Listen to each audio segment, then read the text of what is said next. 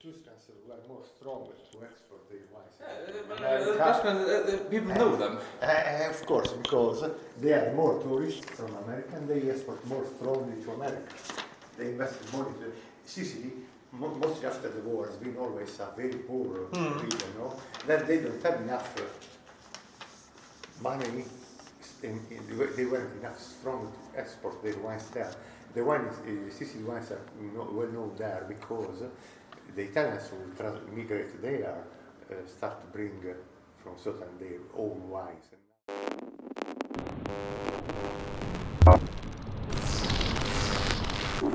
But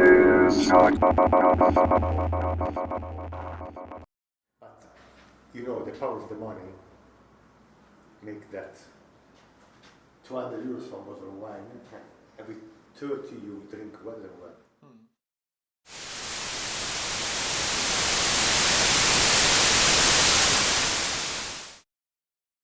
Let me know if you see the bottles mostly, because it's not so important if you get that. Okay. Yeah, I think the bottles are pretty fine. Oh, perfect.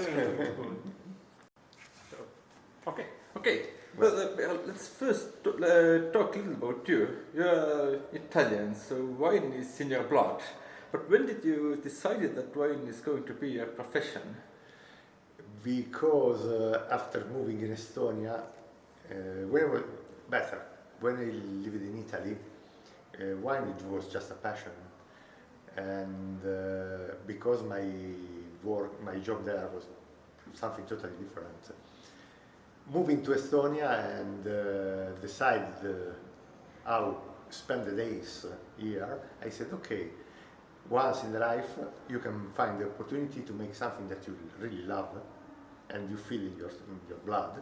And then I said, okay, I open a wine shop, just for a simple reason, because I like to sell what I believe, not just to make a business, just to sell the passion. It's totally different. Yeah, but what part of Italy are you from? For the north, but my family comes from south. Okay. But how did you end up in Tartu?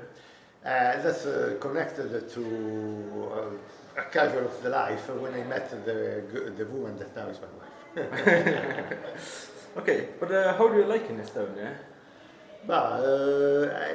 Estonia is very, very nice in summertime. Because I love it for a simple reason, because the days are very, very long. And in summer here it's warm, but it's not so hot like in Italy, where now medium in summertime you have 30-35 degrees and very, very humid and so on. Here you can quietly spend a day without, you don't need to take 4 showers per day. Here one is already enough. Just to compare how is the life in Italy when you are there in the full summer. Okay. But to establish wine shop in Estonia without previous customers, it's probably not easy. How did you survive first years? But I survived always with considering that everything that you start from zero need a sacrifice. You have to find, you have to let people to know you, and also you have to give them a minimum of image about your true knowledge about what are you selling. It's not something that as I say always, this was something that Einstein was saying to the people that information is not knowledge. Knowledge comes only with experience. Okay, then to really know something about wines, you need to make a lot of direct experience. And my experience in wines starts when I was 16 years old. In this period I was working mostly in the weekends and of course in summertime, just to get a bit money to maintain myself to the study. And I did that until I finished the university at 24. Of course, working first in beginning in pizzerias, then in restaurants, you are connected with many stuff, food and drinks. in Italy, everywhere you go to the restaurant, you drink wine. It's unusual that you drink something different, like beer or something like that, if you're in a restaurant. Beer is more common, for example, if you go to eat a pizza. But in a restaurant, the 95% is wine. Then I had also the possibility to make an experience from the low quality to the high quality. What I mean, usually pizzeria is a place where they look mostly the price. Then you don't find so expensive wines. When you go to work in a restaurant, and mostly more you are able to work, more easy you find place where you go to work for more money and more class places. You meet also people who really know something. Then this gave to me the beginning of the passion. After the university, I was so lucky that I found a very good working place. Then my experience changed the point of view from the side of the worker to the side of the client. Then I start to enjoy food and wines, being a client and not anymore a waiter. Step by step, I was 25, now I'm 53, then you can imagine my experience in wines is very close now to the 30 years. I think that, as before Einstein said, 30 years of experience. Maybe I know something. I don't know all, but maybe I know something.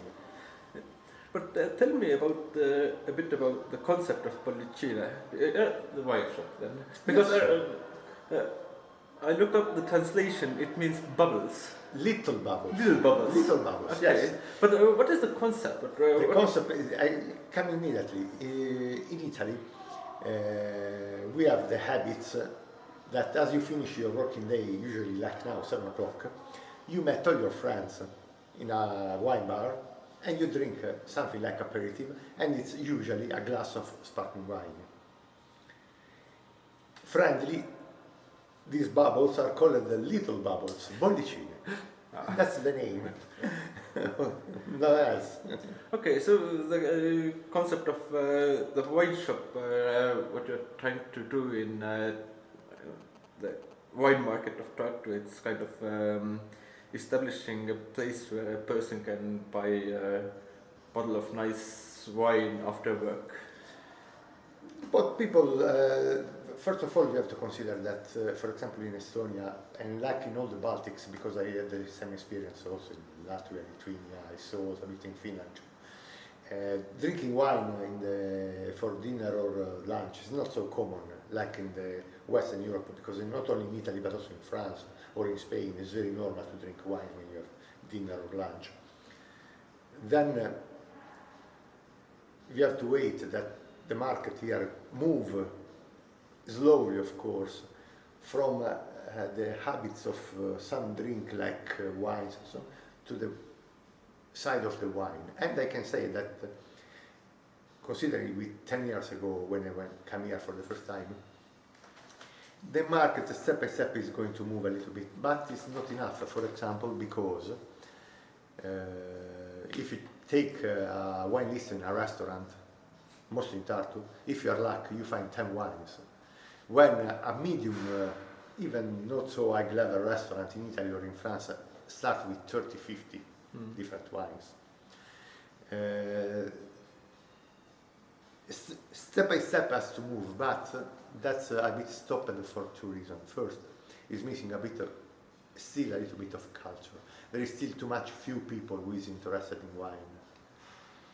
And then this doesn't help to increase the culture, because culture is just a bit. Actually, later on, talk about wine culture as a different question. But what is your aim by the wine shop? Is besides making some money, but is it kind of ideology? There is exactly, you said the right terms. There is an ideology about that. Behind that, there is an ideology to increase the diffusion of the Italian culture. That nowadays, even if the market says no, in your daily life, and or even if you open the TV, because when I see also the Italian TV, everywhere Italian food, Italian food, Italian food, Italian cooking and so on. Why that? I don't know. Because it's actually we have a lot of bad vision in many fields, mostly for example, our politics, but we have also some positive point of view, food and drinks. Okay, so in a way, the ideology is that you are a small embassy in Italy. Yeah, you can even consider that but cultural embassy. Even the best word, gourmet embassy. It's even better. Can you profile an average customer, or what do you think? Well, actually, basically, what do your customers? What kind of wines do they like most? Actually, the preference of the Estonian clients is more or less more on the side of the red wines than the white. And they like wines which are most of all very, very strong body. I mean that the market is still not ready yet for the elegance of the wines. What I mean, an elegant wine is a wine that doesn't have is more balanced than, for example, a medium wine that I sell very easily. For example, this Negramaro from Puglia, that it's a wine very, very strong and important, like its body and its sense of the perfumes, scents and so on that you find in the wine, because the mediumly in Estonia is very appreciated, something that which has a personality. Personality means that a very full body wine is a wine around 14-15 degrees in alcohol. One of the most popular wines, Italian wines that I see here is the Amarone. Amarone, why that? Because Amarone is never less than 15 degrees in alcohol. I have to say that Amarone in Italy is more popular probably here than in Italy.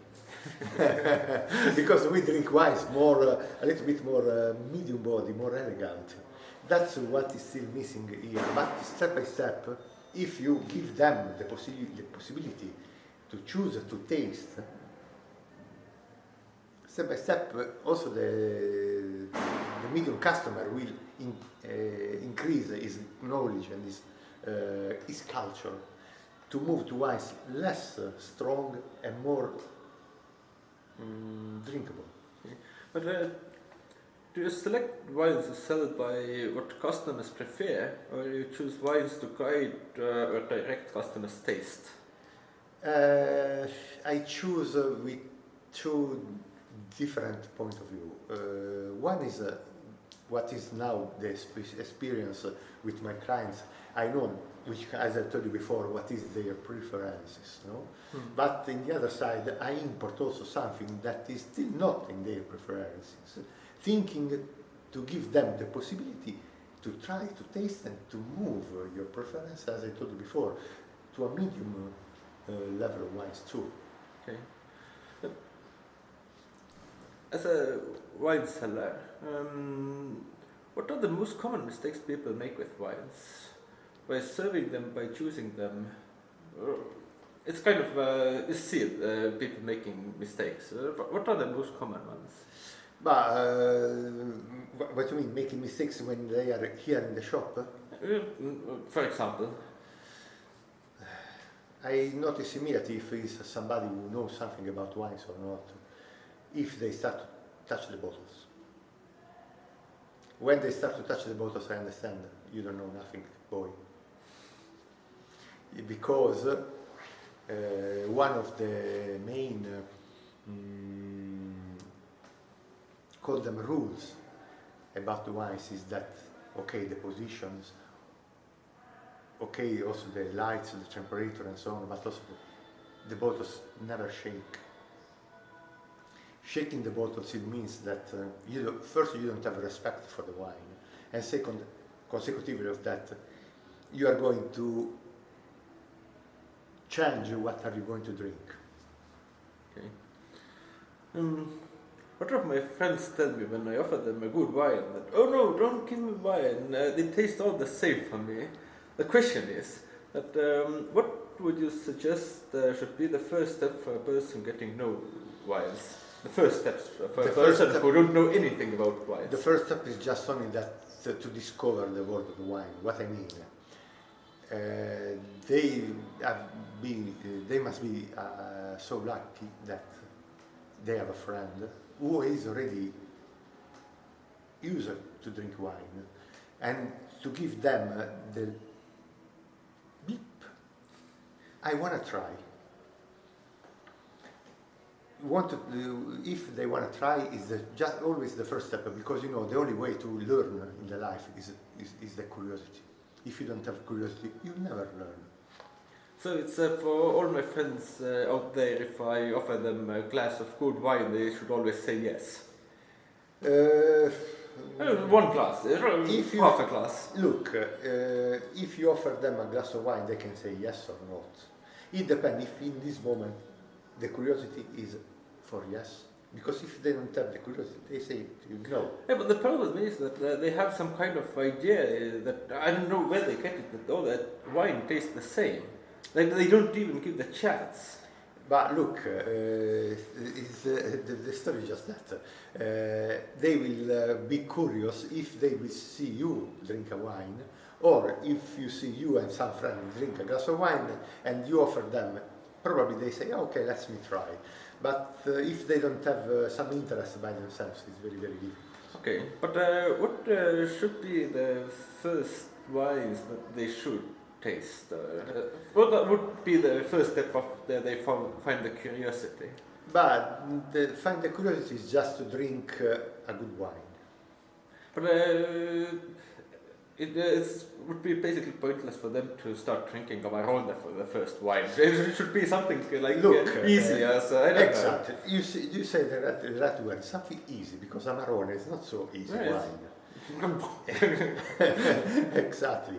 Even because what happened, if it's somebody that is coming to the world of wine, the first thing that we do surely will be some big mistake. What?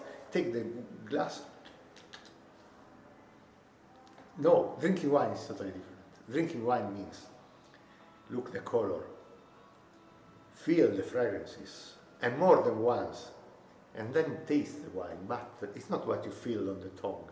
It's what the sensation that the wines give to you, like body, like more or less acid, more or less tannic, and so on. But that's something that will come step by step if you don't start to take the interest. And in drinking wine, as I said before, you can study all the books and the websites in internet and so on who talk about wines. You can get any kind of information, but you are still at zero. Yeah, until you don't start to put in the practice of the tasting.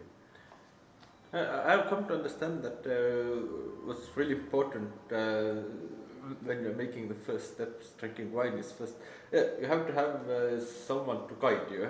Exactly. There suggest a good wine, so you wouldn't make your first steps buying some awful wines and saying, okay, it's not for me. Exactly, that's the big problem, because when you can say that a wine is a good wine, simply with three simple things. A very good wine, or a good wine, a medium good wine, is a wine that is well balanced in color, scent, and taste. These three things have to be balanced. What I mean, if the wine has a very, very beautiful color, but when you go to field, you don't feel so interesting in tasting, there is already something wrong. When you put in your mouth, no sensations, nothing, that's not a good wine. A good wine is always well balanced. Then, if you're making a rating of marks from 0 to 10, you give 5 to the color, then also the scent and also the taste has to be 5 to 5. Then this is a good wine. If you find a wine that is in the usual scale from 0 to 10, as the color at 10 and the taste and the smell it's 2 and 2, sorry, it's not a good wine. And I have to say that the media, in the media of the market, looking what you can find usually in the shops here, the percentage of such kind of wines is very close to the 90%, because they are commercial wines. What kind of wines do you like the most? What are your personal favorites? Usually I don't say my personal taste to the people, even mostly for to the clients, because since that I wanna give influence to their choice, and the clients has to be free to choose.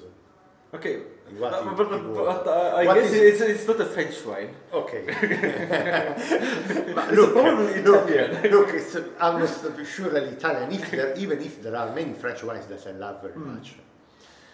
But I decided that I don't import also French wines if they are very good quality, for a simple reason, because the commercial market in France is very, very difficult. To get quality wines there, if you are not a French, it's difficult.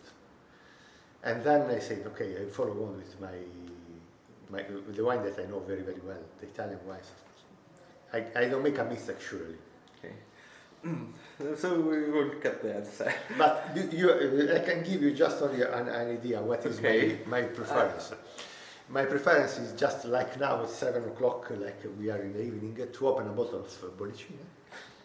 And we take just a simple aperitif with some little snack, typical of Liguria, for example, the classic green cake, or the so-called farinata, or several kind of snacks. With a glass of that, and that's all. Then we are ready for a dinner. Well, now I'm hungry. You see that just only thinking of that, you get angry. Would you describe your favorite wine? You don't have to name what it is, but what is it like?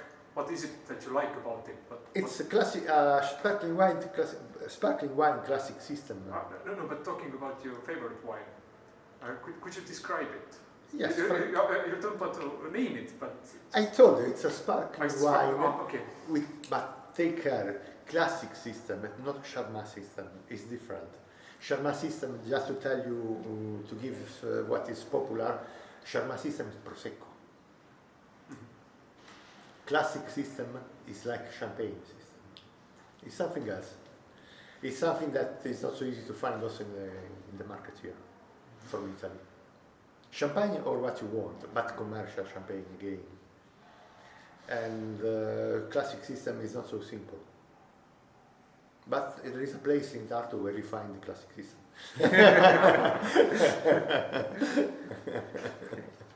Fair enough. Can we say that there is a wine culture in Estonia?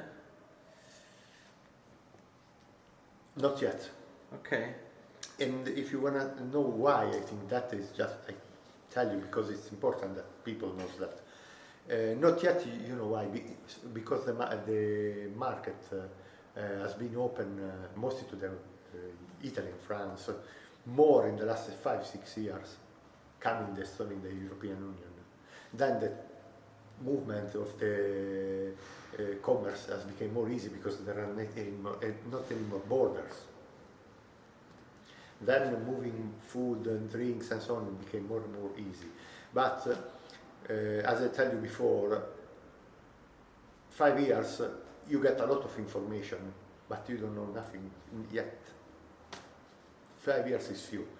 You need to look. The market in Italy was like here more or less in the 50s after the war, because few people who know something about wines. Everything there was almost destroyed. You have to restart a full country, 60 million people living there. you have to restart an economy and so on. Money were few. Then drinking wine was something for few, and production of wine was still increasing, but not like now. In the beginning of the 20 years later, in beginning of the 70s or the 80s, 30 years later, the market became a bit more important because more producers, more business make wine in Italy. Now it's one of the biggest field where we increase. You have to say that we have to consider also that in the, from 4 years now we are the biggest producer in the world. We overcome also France. Then was natural that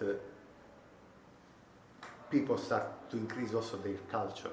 And if in the 70s, 60s, for example, the people who knows really something about the wines were few thousands, now I can say that people who know something at a good, medium good level is more than the 50% of the population in Italy. It means that there are more or less more than 30 million people who know something about wines. Wait, who know something, it means a first step of not professional, but to know really something.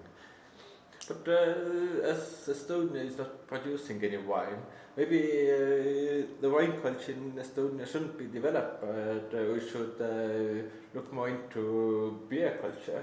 As more and more small breweries are rising in Estonia, and it is an upcoming trend. This you are right, because Estonia as his own producer of a good beer, I can tell you that it's even a good beer. But drinking wine is also a social side of the society, you know, and it means it's more simple to enjoy a glass of wine after dinner than a glass of beer. I may disagree with you in that, because really good handcrafted beer is sensational. Okay, I'm agreeing with you, but then you come again in my side. What I mean, that you have to take a very good handcraft beer, something that you don't find so easily in the market. Well, it's changing. It's going to change. But how to develop a wine culture? What should be done in Estonia that look, there would be a wine culture, that we can say that it's... in Estonia, wine culture will develop more and more if will be more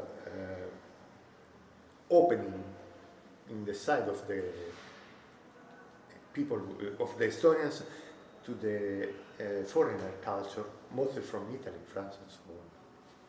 Then if the native Italian or French, I have French friends who is also here too, will have the possibility to develop and to share the knowledge in wines with friends and so on.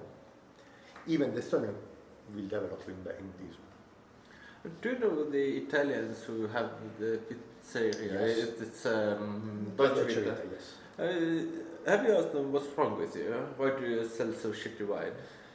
No, you see, pardon my French. no. The story is just that they have their business and they work with their views, and I have mine. And okay, but that's not because they are bad and they are No. They make really wonderful food. But the wine that they are trying to sell you next to the food, it's really terrible. No, it's a bit better right now, but it's, a year ago I went there, I was looking at the wine menu and thinking that they are kidding me. What kind of stupid joke are you making? You are going to touch exactly the vital point of that. If you make a turn of just talk about Tartu, because we are in Tartu. Take a turn of the restaurants in Tartu and look their wine menu. More or less you find almost the same wine everywhere. And more or less you find always the same 10, 12 wines, no more. Why that? Because in Estonia, the market is not open. In Estonia is missing what is one of the engine for the developing of the culture. What I mean is the concurrence. There are some few good examples, but okay. People see wines as something exclusive, but actually it's not. It is not. But it can be a lifestyle. It's a lifestyle, because if you don't put, like is 10 years ago, for example, or even 20, the lifestyle was beer and vodka. Was here the lifestyle, but in Italy was wine and wine.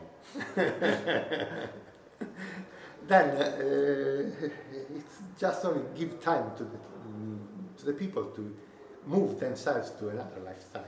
I've thought about the lifestyle thing is that people who like wine, it's kind of people who are petrol heads, people who like cars. That if two people who like cars and they're totally strangers and they're Estonian have to talk with each other, then they can talk hours about cars.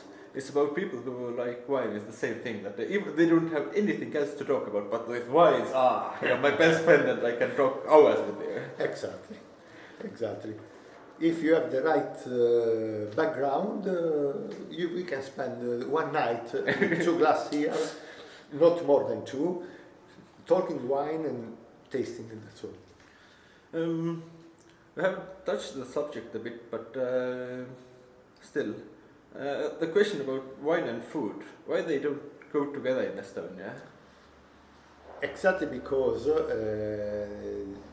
the old generation, I mean the old generation is the people who lived in the Soviet time, didn't have any possibility, for my knowledge, to come in the culture of wine. After the Russian period, starting a little bit, but the market doesn't allow to you to increase the culture, because, as I told you, the market is not free.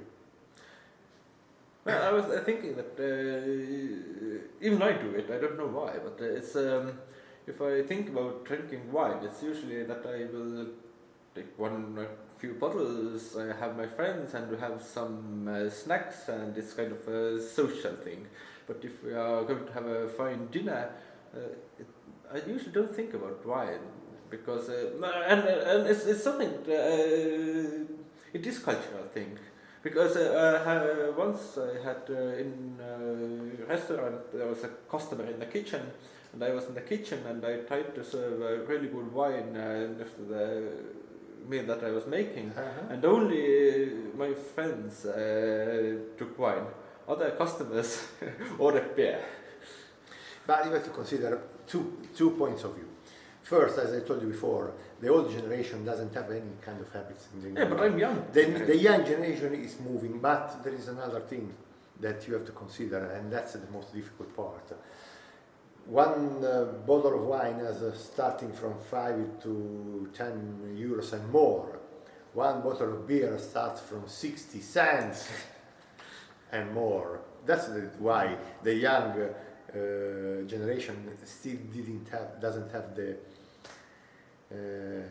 habits of drinking wine. And just maybe, for that. And maybe the problem is that basically still in the end of the night people want to get drunk.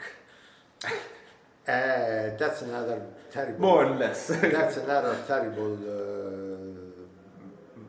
side of the story, because drinking wine doesn't mean that you take one bottle and you drink whole. I can say that mediumly I drink a glass of wine per dinner, no more, not a bottle per dinner, one glass. One glass, consider one glass, it's 15 centiliters. 15 is 1.5, not 50. 15. 1.5 centiliters. It's 1/5 of one bottle. Mm-hmm. Then you can consider that, for example, at home, with one bottle of wine, with my wife, in 2 persons, we drink 3 evenings. more or less.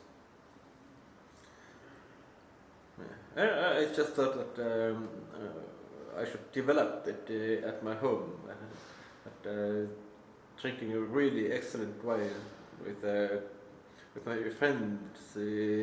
With some friends, it's kind of a waste of money that I should bring a bottle at home and just because I like to cook as well. So yeah, it would be just 15 centiliters and really well-made dinner and home alone drinking this one glass of wine and eat excellent food. Here you put the fingers in the right point. Then you have to teach to your friends to develop the culture. Yeah, well, the thing is that we were drinking really good wine, and one of my friends, basically take a bite of a pickled cucumber. I was getting out of that. I said, do you know what kind of wine is it? Why do you do it? If you just want to drink it to get drunk, I can give you this BB wine and drink as a lot if you want. Exactly, but you see, we're back again in what I said to you before. The world is full of information, but the experience is very, very poor if you don't do by yourself. Then there are also many wrong information, because you heard somebody would say to you, we do, as I heard, for example, we do a tasting of wines. They do the tasting of wines with the cheese together. Usually you drink dry wines, and cheese and dry wines is totally wrong. Usually cheese has to be paired with dessert wines, then sweet.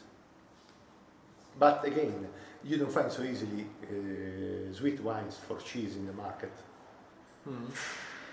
I have to say that if we do, for example, here one place where it's more easy, where you go is the supermarket. You go here in the Colomaya just in front of me, or go to the Rim and so on, just to sell some name.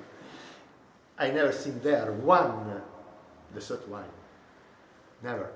In 10 years I'm living here. And I go there very often, and immediately once per week I check what they are selling in wine, just to have one idea. A dessert wine doesn't exist. It means that it's missing the culture. Because once I've been invited to make a wine service for a birthday, and we arrived to the dessert, and I provide dessert wines from my shop, and I opened one bottle and I gave them. They were, seems to me, 14 persons in this table. Only one of them appreciated a little bit. The other 13 wanted immediately cognac. Now, the rules of the pairing, wines and food, says that if you eat the dessert, then something sweet, you have to drink together something more sweet. Cognac is not sweet. Sorry. But that's just to tell you how is it's in their mind. Because if you don't try, you don't taste. It's difficult. Other wine dealers in Tartu, do you see them as a competition or as colleagues? How well do you know them? I know very, very few, because it's not my habit to know my colleagues. I make my business and I follow on. Because I told you, I sell mostly for passion. Then I do something that I don't know if the other seller can do the same. Considering that as I told you before, I'm in the world of wine already from 35 years. It's an experience that I don't think that in Tartu you find so easy. I think that we can find one who deals wine, and there are actually some people who own really decent wine cellars and have 20 plus years experience. But they're not No, because you can then because also this argument. 30 years it means not 30 years of reading, 30 years of tasting. And just considering that more or less when I was living in Italy, because here now not so much, but when I was living there, medianly tasting 2-3 new wines per week, it means more or less 150 wines per year, and it means more or less 3,000 different wines in 10 years. It's not so easy to do it. Yeah, probably. Okay, but it's a tradition of mine that I give the end quote to you, to the person that I'm interviewing. Is there something that you would like to say to the end of the interview? Only that it's if somebody wants to open himself or herself to the world of wines, and they want also a bit of suggestions and a bit of basic beginning and so on, feel free to come in the shop and ask me, look, and don't be afraid to tell, look, I don't know nothing, I want to learn, because that's the best things that you can do in your life. Yeah, it's what happened to me. When we were at Green Estate, I came to a place and said, well, I'm tired of Chiantis in supermarkets. Please suggest me Italian wine that is not Chianti. And you're just in the right place. Yes. That's the story. Then if people mix like you did, now after 3 years, more or less, what is your now I make to you the interview. Let's know then what is your impression after 3 years after this starts. Actually, the impression is that there's so much good wine in the world, so little money. That's also another point of view that I consider every time I import wines and so on, because as I told you, I have in this case, in any case, I have a bit advantage because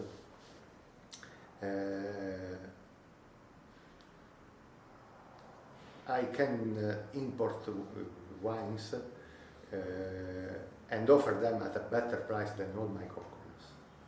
I have to say that I say always that if you can find the same wine and the same quality, a better price than mine, let me know.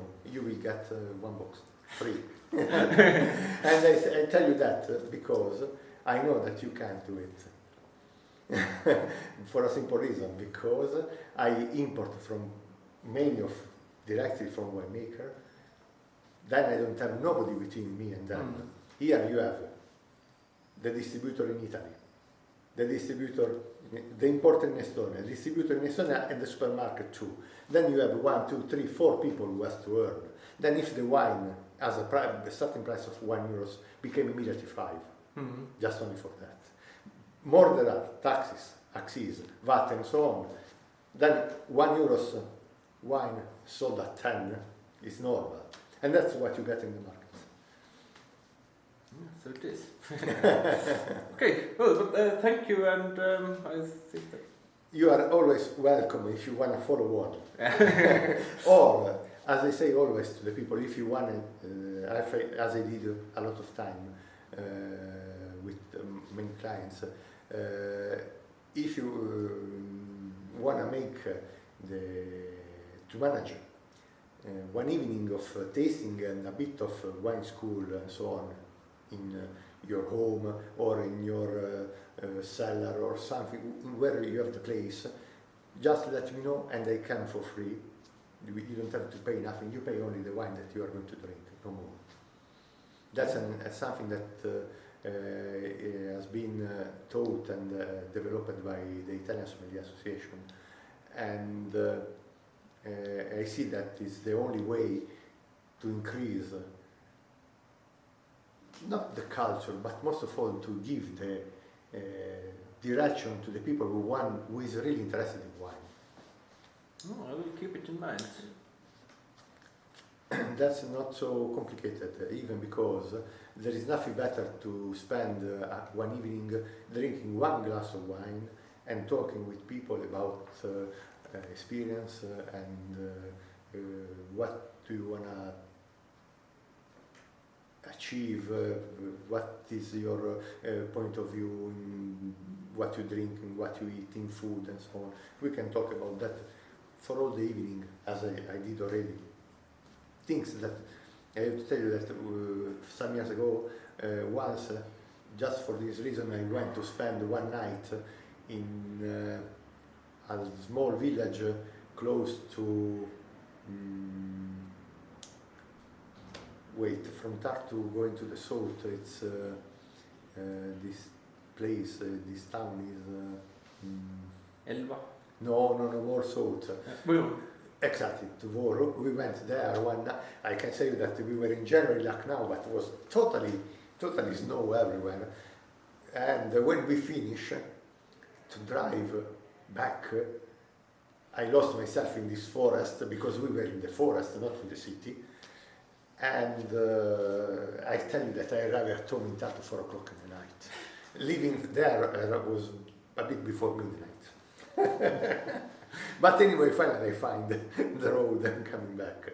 But that's just to show where the passion can bring the people. It's for me, it's a really nice experience that drinking a good wine and with a friend who knows a bit about wines and describing the taste. The thing is that I have, both of us never studied the wine. So sommelier schools, they teach you how to describe. So you have the certain vocabulary that you use. No, I can say that, for example, I don't have. That's only something that can always, as I told you before, only with experience. Because you read the description of a wine, then you taste, and then you start to know. But you know why why you find it difficult to describe the wine? Because nobody teach us how to use the nose. I make always this sample. Do you have a cat or a dog at home? My mother's place. I have grown up with cats and dogs. Okay. If you give them food, what they do first? Sniff. If they don't like or they feel something wrong, they don't eat. But they don't do nothing without smelling. When we are 3-year-old kids seated on the little chair and mommy start to give to you bo, they don't give you and then open the mouth. Then you don't learn to sniff, and then if you don't have the habit to do that, you lose the possibility to remember, because one of the most powerful things that our brain is able to do is remember the shines. Then if you don't teach him, that's cherries, this is apples, that's tobacco, and so on, it's difficult. Yeah, but the problem is that why we started to argue with my friend was that it is that when describing the smells and tastes, is that we have completely different backgrounds, and the description of the same smell or taste is from different places, different associations. And so it was kind of curious because this childhood, when grandmother is in kitchen and cooking and kind of these things that come to the sense. And, yes, but you have to consider that the mediumly, what you find in the sense of a wine is complex. There are primary sensations, secondary sensations, tertiary sensations, and so on. And this range of these tastes is amazing. It's a lot, thousands.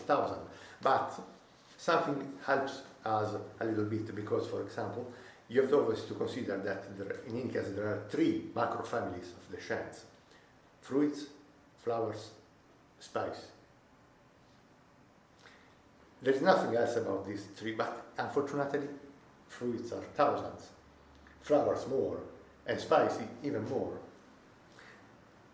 Then come to help you what I said before. You can study the theory of all the kind of fragrances, but if you don't taste by yourself, you never recognize in a wine cherry, but it a bit of orange too, and cinnamon, and then became cannelle, and then Yes, and actually that's why the person must cook. So you always smell the spices and you know how they react together, and you have to be omnivore and eat everything. So well, not everything, but everything that's edible. Yes, and well made. So well made, mostly well made. Yes, primarily well made. So the palate of your taste and smell. I give it to you a little bit, a small advice that is possible to do. That's something that I use usually when, for example, I do the wine school. Take the habits to when you are seated on the table. Mostly with the fruits. With the fruit is more easy. When you are seated and you eat fruit, take a glass, empty glass, and for example, you take a peach. Okay, make the peach in small cubics, put in the glass, and feel until becoming your memory. Then do the same with any kind of fruit that you eat. Usually, I don't know, oranges, mandarins, apples. What you usually are going to eat. Make the same things and give the habits to your body, mostly to your nose, to feel the scents in the glass, not just because you are cooking. Feel the scent in the glass. That's something that will help you a lot to recognize it immediately. Yes, well, basically the idea, this ideal nose would be a kind of somewhat bomb dog has. Yeah, but anyway, that's the most important. Of course, there are kind of perfumes that are used in the description of wines that you can't easily put in a glass and smell like that and sniff like that. For example, when the wines has a little bit fragrance of the perfume of the asphalt. How can you do that? You have been so lucky that if you see somebody who is working, making the asphalt, go there and put in your mind this one, because sometimes you can find a wine who has that.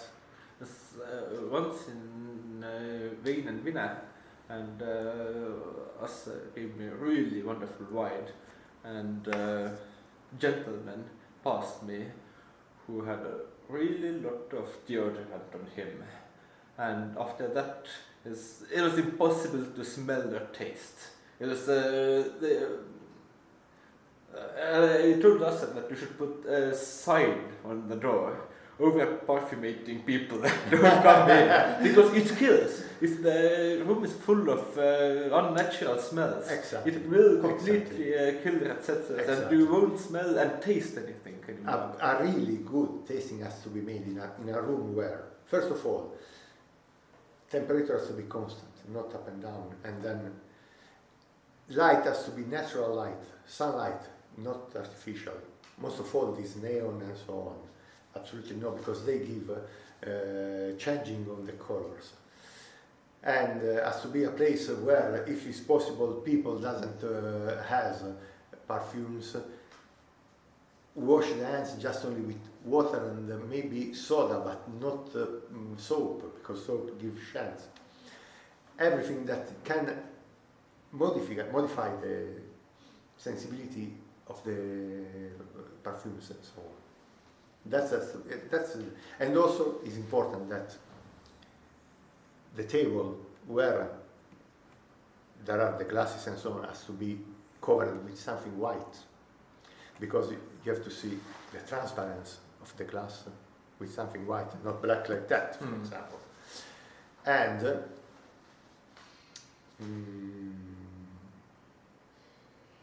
always make a tasting using fresh white bread. between one wine and the other to clean your meat. Using cheese is totally a big mistake, and all the other things are not indicated if you want to feel really the wine. Or if you're just tasting just for fun, you can mix what you want, problem. But if you want to be really professional, only fresh white bread, no else. No, keep it in mind as well. It's important.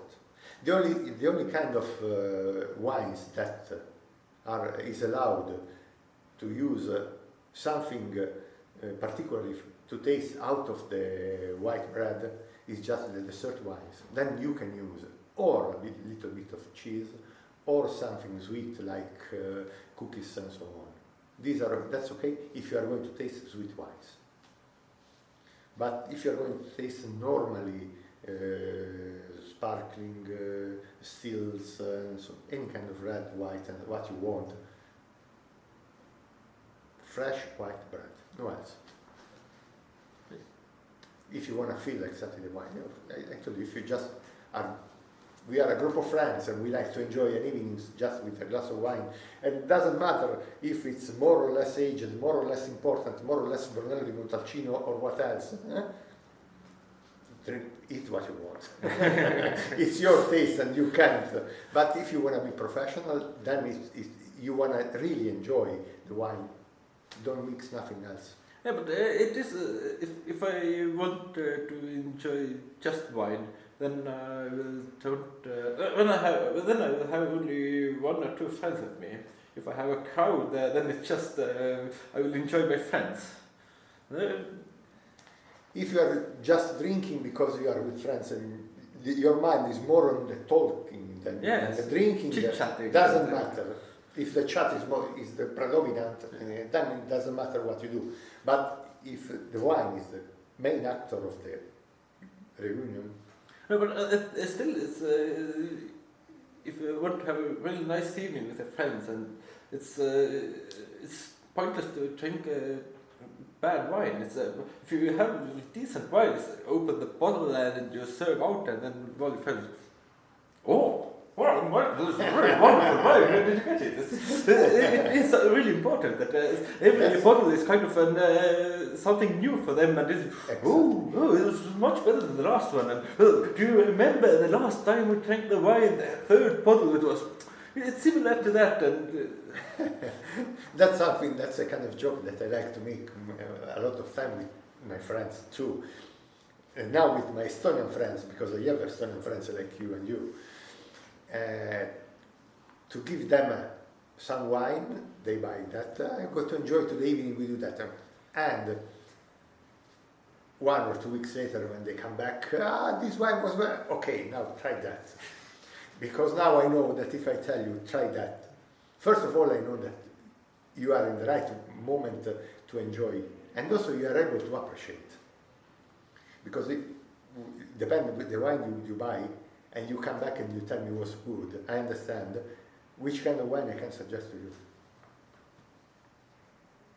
yeah, it's happened many times. And actually it seems that you are glad for that. Yeah, of course. Okay, and then you are ready for the next suggestion. I have just a new wine that I have to give to you. Okay, but again, thank you. And enjoy your wine.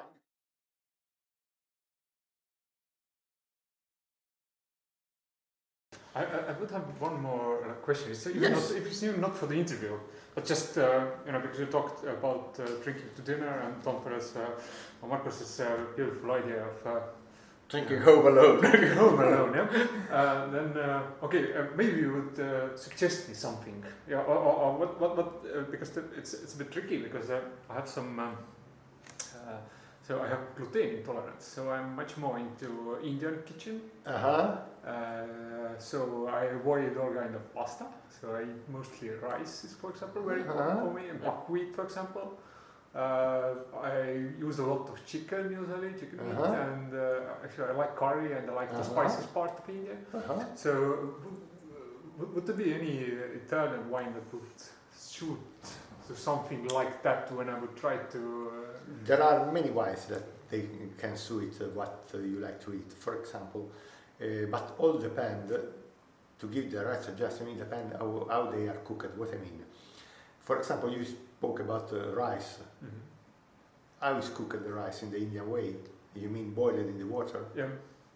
That's a bad way to suggest a wine, because a rice cooked, boiled in the water, became like a glue. But if you boil it well, it depends on the rice. It depends also. Yeah, if you have quality basmati, Yes. it will be perfect. Yeah, that's even true. But anyway, okay. So you mean I should work more into some risotto? Exactly. Line? Then it's more easy to suggest and to enjoy some very good white wine. But anyway, with mediumly with the Indian cooking, you can pair usually red wines more easily because it's spicy. Mm-hmm. And then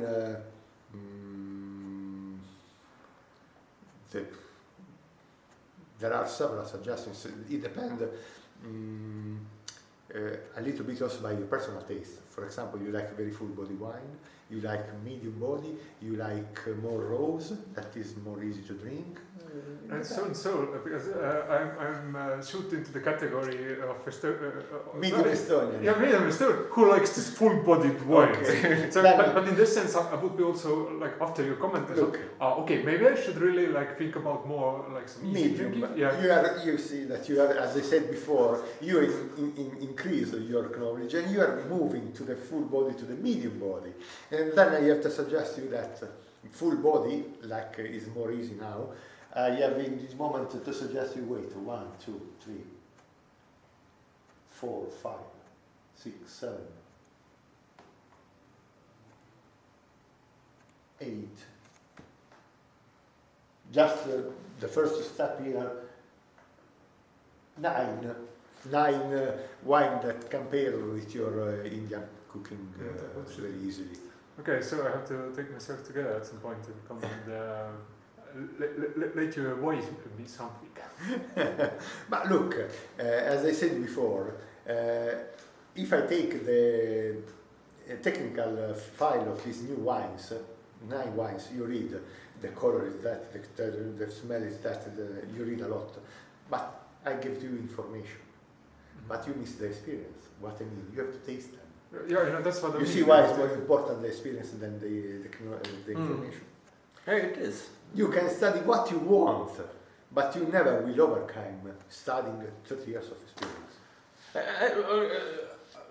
I'm not trying to underestimate 30 years of experience. It is still that read as much you want, but if it's from a friend who says that it is really a good wine, it's enough.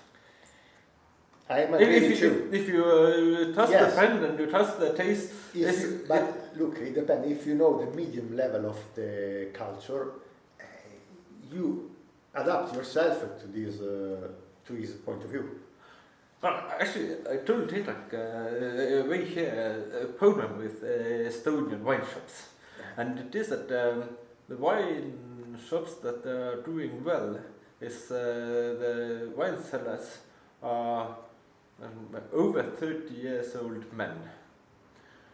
Wine shops that are not doing so well, they have some young girl, and it is something that it's not trying to be chauvinist. It's the thing that selling wines, there should be at least an over 30 years old woman. You need some kind of experienced person to get the assurance. A young 20 years old girl who says, "Hello, how can I help you?" Yes, well, it's like you can help me. Shut up. Not trying to be impolite, but I usually turn my back because it's, I will go and say, okay, you have this wine, but well, if I go and if I want to buy a new wine that I have not drank before, I still want to know what's about the wine. And probably the 20 years old girl, even if she has tasted the wine, I'm not sure that she can really tell me about the wine. you see, you are again in what I said before. You can get a lot of information, but you still don't know nothing. No. You miss experience. Because a true seller is the one that, just to talk about this wine cellar, all the bottles you can see here, and here are more than 100 Italian wines. You choose one bottle and I tell you, look, the color is that, the scent is that, and you will find the wine more or less tannic, acid, and like that. For any kind of bottle, casually you can get here. First. And second, that's the most important part is, like he did, look, today evening I have a dinner with this and this, give me a wine for that. When you find somebody that in Tartu where you can do that, you find a good seller. Yeah, But you have to take the bottle that he suggested and try on yourself. Yes, of course. Then you find somebody who really knows something about wines. Well, that's Let's do that. that's